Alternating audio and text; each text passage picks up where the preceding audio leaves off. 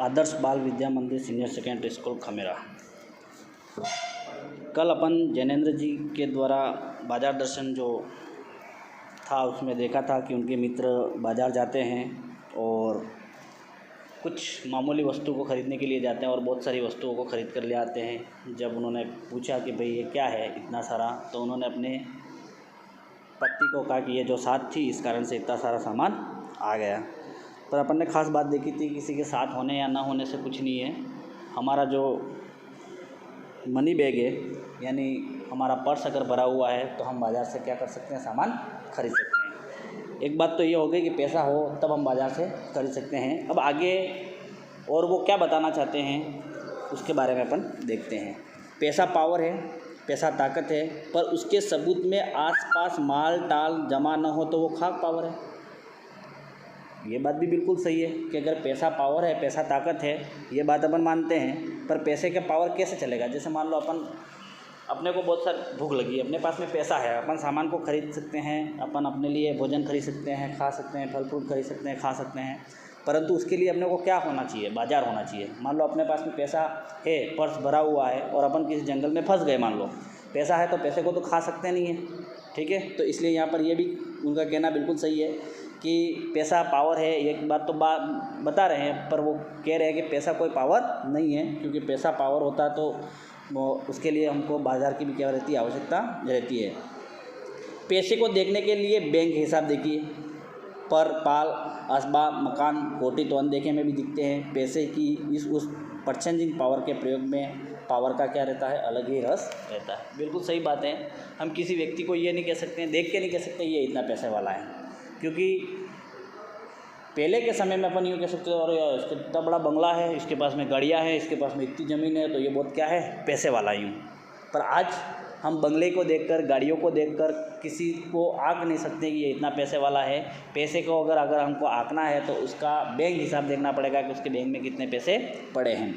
लेकिन नहीं, लोग संयमी भी होते हैं, बहुत सारे लोग संयमी होते हैं, पैसे को फिजूल में कभी क्या नहीं करते हैं, खर्च करते ही नहीं हैं, लोगों को बताते ही नहीं मेरे पास में इतना पैसा है। पैसा उनके पास में बहुत पैसा है, पर वो लोगों तक क्या नहीं करते हैं, उसको बताने की कोशिश नहीं करते हैं। कुछ लोग ऐसे होते हैं पैसा नहीं होता फिर भी बताने की कोशिश करते हैं, नहीं पैसा फिर भी गाड़ी ले आएंगे, नहीं पैसा फिर भी बंगला बना देंगे, ये कर देंगे, यूँ कर देंगे, यानी लोगों को दिखाने की क्या करते हैं, कोशिश करते हैं।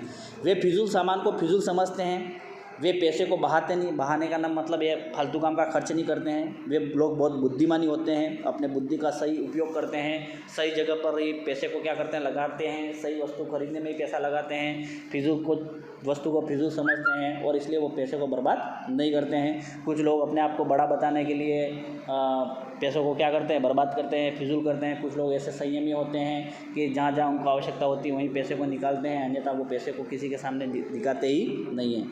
बुद्धि और संयम पूर्वक वो पैसे को जोड़ते जाते हैं और वो अपने पैसे को जमा करते जाते हैं और पैसे को क्या करते रहते हैं, बढ़ाते रहते हैं, जोड़ते जाते हैं। वे पैसे की पावर को इतना नीचे समझते हैं कि इसकी प्रयोग की परीक्षा उनके दरकार नहीं है और वो जानते हैं मेरे पास में इतना पैसा है, जब आवश्यकता पड़ेगी, मेरे को जिस चीज़ की आवश्यकता पड़ेगी, किसी भी प्रकार की समस्या आ जाएगी तो उस समस्या का मैं सुलझाने के लिए मेरे पास में इतना पैसा है, इतना पावर है कि मैं उस समस्या को क्या करूँगा, सुलझा सकूँगा। ये भीतर ही भीतर अपने अंदर वो क्या करते हैं, उस बात को जानते हैं।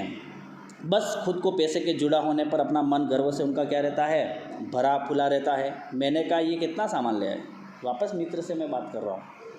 कौन से मित्र से, जो अपनी पत्नी के साथ में गए हुए थे, जो बहुत सारा सामान लेकर आ गए, कोई मामूली चीज़ लेने के लिए गए थे।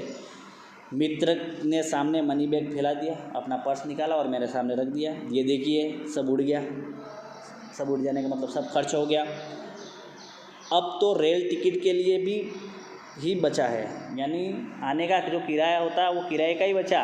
यानी कहने का मतलब ये है, इस पंक्ति से अपन ये समझ रहे हैं कि मित्र लेखक के ये कहना चाहते हैं कि मेरे पास में और पैसा होता तो मैं और सामान को क्या करता, खरीदता, पर हुआ क्या कि पैसा खर्च हो गया और टिकट का ही पैसा बचा, इसलिए मैं इतना ही सामान खरीद कर आया। जबकि वो लेने के लिए क्या गए थे, एक मामूली चीज़ लेने गए।